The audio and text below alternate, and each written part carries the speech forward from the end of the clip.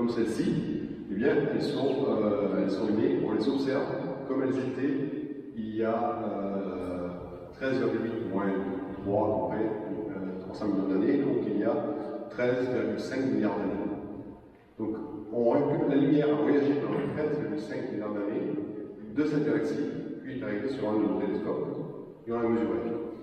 Mais c'est la durée du voyage.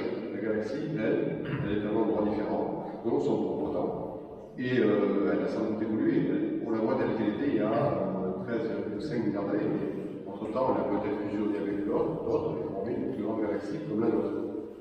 Donc on voit les choses de loin, parce que c'est le temps qu'il faut à la lumière pour venir jusqu'à nous. Mais entre-temps, ces choses ont pu évoluer pour ressembler à ce qu'on a vu. Je ne sais pas si je réponds à votre question. Oui, un peu, oui. C'est pas évident à concevoir, quoi. Oui. Oui, bonsoir, monsieur. Pourquoi? Quelle est la différence entre une étoile qui est une masse gazeuse et une planète gazeuse? Les deux sont gazeuses. Alors, en fait, pour faire la différence, une étoile, soit une étoile, il faut qu'il y ait de la fusion, ce qu'on appelle la fusion thermonucléaire dans le cœur. C'est-à-dire que deux atomes d'hydrogène vont fusionner pour produire un atome d'hélium. Pour que ceci soit possible, il faut que la température soit au moins de 15 millions de degrés. 15 millions de degrés, ça veut dire que la masse du corps est suffisante pour chauffer le corps. Si cette masse n'est pas suffisante, donc en fait, il y a une masse limite qui est à peu près de 1/10 de fois la masse du Soleil, la température n'est pas suffisante, on n'a pas fusion, et si on n'a pas fusion, on n'a pas que. Donc c'est la température au centre qui décide si c'est une étoile ou si c'est une planète. Si Jupiter avait été un petit peu plus haut, 20 fois je crois, eh bien on aurait eu deux étoiles dans notre système. Mais ce n'est pas suffisant, la température au centre ne permet pas d'avoir la fusion, et donc on a une planète. Donc c'est la masse initiale.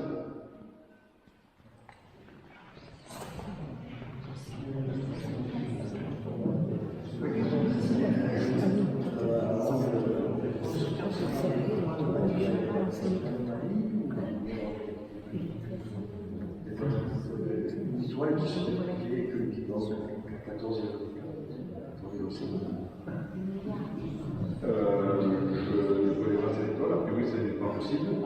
Alors il faut pas fusionner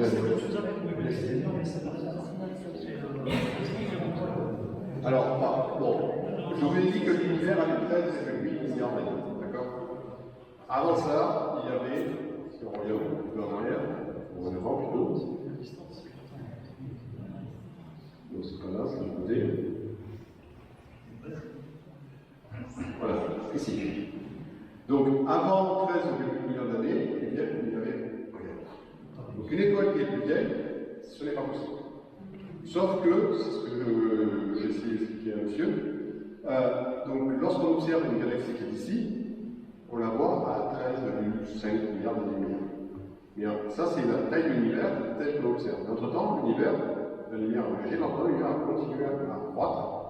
Et donc la taille actuelle que l'on pense être est de l'ordre de 50 milliards d'années, beaucoup plus grand que ce qu'on mesure. Mais ça n'explique pas notre étoile. Notre étoile, si on la voit, elle est dans notre galaxie. Et si elle est dans notre galaxie, ça veut dire qu'elle a été formée quelque part par là, et qu'elle a l'âge de la galaxie, c'est-à-dire à l'ordre de 10 milliards d'années. C'est une étoile très vieille pour notre galaxie, mais pas plus vieille que la Terre. Enfin, je ne la connais pas en particulier, c'est pas une demi à moi, mais... Non, mais j'ai déjà posé des questions. Est-ce qu'il y aurait une possibilité qu'il y ait plusieurs univers? Peut-être. Plusieurs univers? Alors, bon, initialement, ce qui s'est passé ici, dans le Big Bang, est un peu inconnu parce que les conditions physiques sont extrêmes et on n'est pas capable de comprendre ça avec les théories qu'on a actuellement. Les physiciens théoriciens développent des théories qui peuvent expliquer ce qui se passe là, voir ce qui se passe avant, mais ce ne sont que des théories. Une théorie, pour être de la science, on a aucun moyen de mettre ceci. Je peux vous dire qu'il y a deux univers, il y a 10, il y a 3 milliards. Ça, c'est en accord avec ce qu'on observe nous ici. Mais pas de moyen de dire c'est ça, ou ça, ou ça. Typiquement, donc, je vous ai dit ici, c'est le Big Bang. Alors, j'imagine que vous avez imaginé que le Big Bang, c'est-à-dire un temps zéro. C'est pas tout à fait ça. Enfin, c'est pas tout à fait ça. Ça peut être ça. Sauf que le temps lui-même, vous avez entendu parler de la physique quantique, le temps lui-même est peut-être divisé par certains petits quantas. Et donc, en s'approchant là, il est possible qu'on n'atteigne jamais zéro. C'est comme la flèche de je sais plus qui. On n'atteint jamais zéro. Il est possible aussi que le temps, arrivé là, étant donné les conditions physiques qu'on est incapable de reproduire, le temps ne s'écoule plus, pardon, et qu'on reste bloqué à 0 plus une petite valeur. Il est possible aussi qu'on ait eu un Big Bang ici, et qu'avant on ait eu un Big Crunch, etc. Il y a des tas de théories qui peuvent expliquer ce qu'on a là, qui sont en accord, mais par contre, on n'a absolument aucun moyen de poster.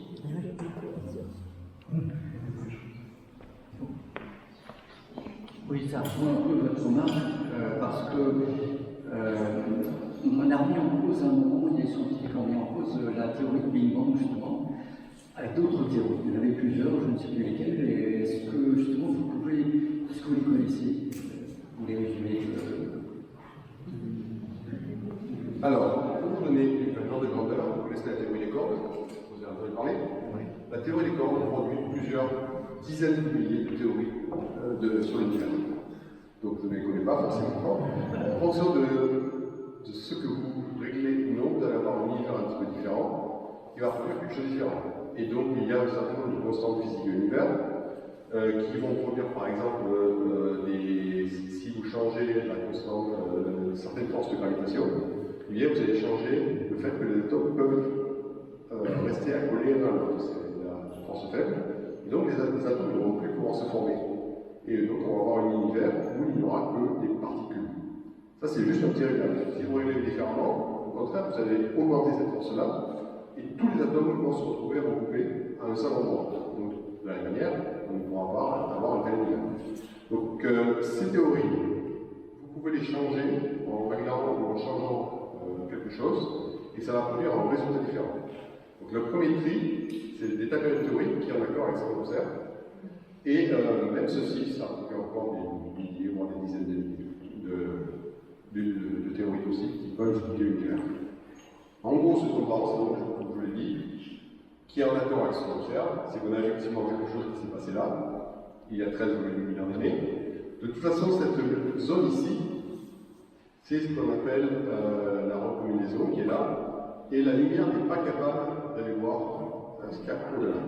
Parce que c'est complètement opaque. Il y a tellement de choses que les rayons lumineux ne peuvent pas rentrer. Donc, ce que l'on peut voir avec le télescope s'arrête à 380 000 ans après le lumière. Et ça, toujours est possible avec la lumière simplement impossible d'aller voir plus loin. Les ondes gravitationnelles, je ne sais pas si vous en avez entendu parler, pourraient éventuellement aller voir ce qu'il y a ailleurs. Sauf actuellement, avec nos ondes gravitationnelles et les télescopes qu'on a, eh bien, on est capable d'aller regarder ce qu'il y a là, bien loin. Donc, c'est pas possible d'aller observer ce qui se trouve ici pour l'instant. Peut-être dans quelques centaines d'années, on aura les moyens, et donc ça nous permettra d'avoir des éléments pour contraindre ces tas de modèles qui nous donnent des choses totalement différentes. Que ce soit des multivers, des Big Crunch, Big Bang, ou le temps qui s'arrête, ou le temps qui ne s'arrête pas mais qui continue infiniment, ou des tas de choses différentes. Donc, la seule chose dont on est sûr, c'est qu'il faut que ces théories de départ soient en accord avec ce qu'on observe. Et ça fait déjà un contribuer.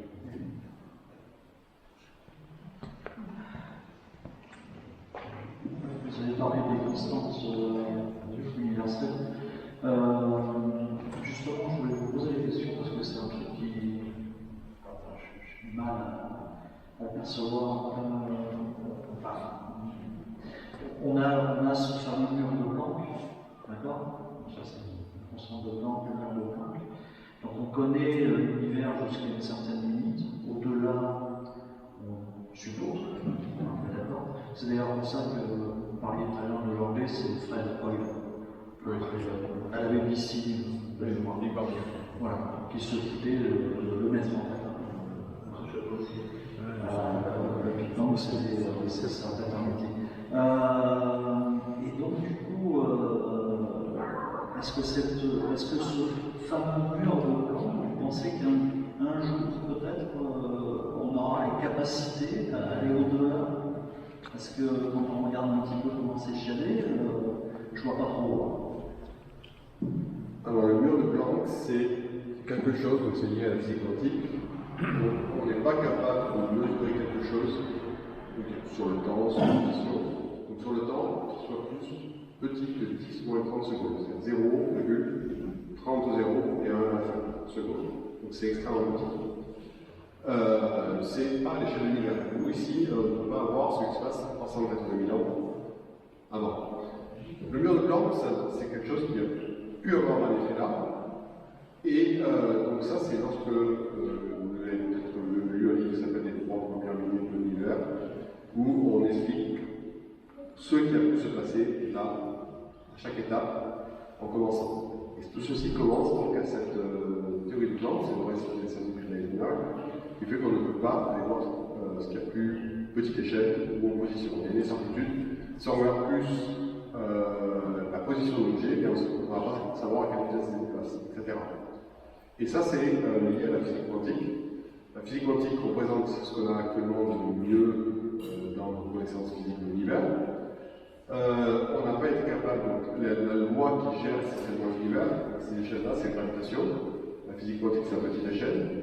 Il y a des tas de gens qui essaient de fusionner les deux. On n'y est pas encore arrivé.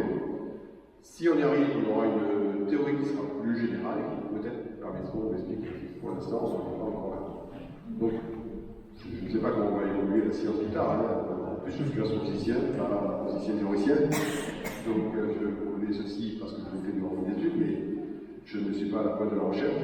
Mais ce que je sais, c'est que pour l'instant, on est loin de pouvoir aller voir plus petite échelle que l'échelle de Planck. Autre question?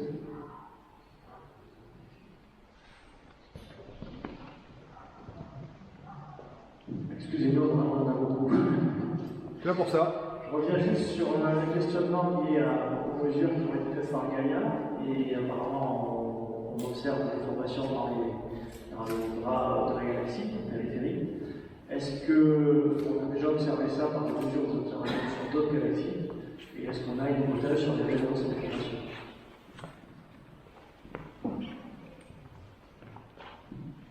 Alors, cette déformation, ce qu'on appelle le Grand Prix, je crois, a été effectivement observée sur d'autres galaxies. On pense que ça pourrait être lié à des interactions passées avec d'autres. Si vous vous rappelez, on a vu lorsqu'on a la vidéo de Gaïa, on avait des petites flèches qui tournaient autour, je peux la retrouver.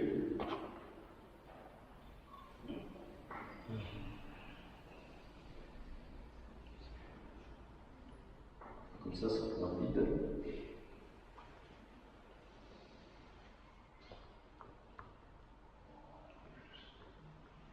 Je crois que c'est là. Oui, c'est ça. Donc là, on a